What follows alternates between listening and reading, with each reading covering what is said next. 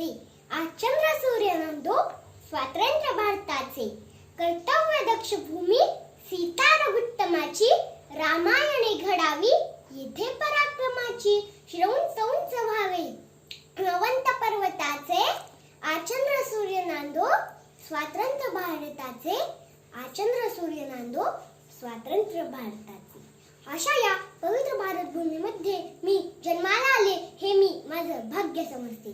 सुमार 150 वर्षांपूर्वी भारतांतर असणारा माझा भारत देश 15 ऑगस्ट 1947 रोजी स्वतंत्र झाला.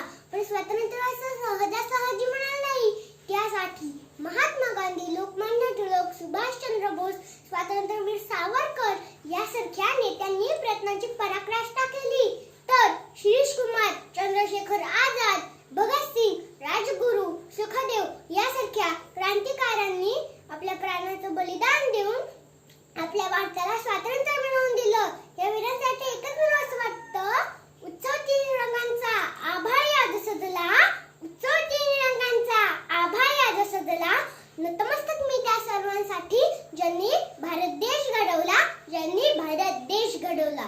स्वतंत्र भारताचे संविधान लिहिणारे डॉक्टर बाबासाहेब आंबेडकर, भारताचे पंतप्रधान पंडित जवाहरलाल नेहरू, प्रथम राष्ट्रपती पदाची धुरा सांभाळणारे डॉक्टर राजेंद्र प्रसाद या सर्वांनी नवीन भारतास आकार देण्यास सुरुवात केली.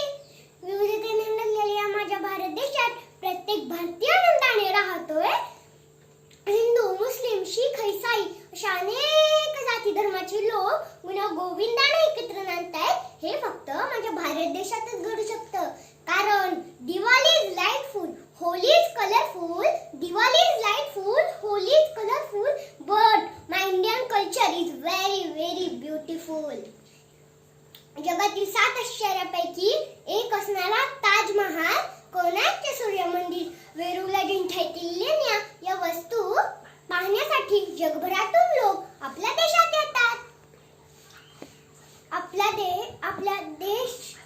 आज आपला देश अनेक क्षेत्रामध्ये यशाची शिखरे पार करत आहे. आपल्या देशातील शास्त्रज्ञ, कलाकार, खेळाडू यांच्या कामगिरीने आपल्या देशाचे नाव जगातून जावले आहे. आता चालू असणाऱ्या ऑलिम्पिक स्पर्धेत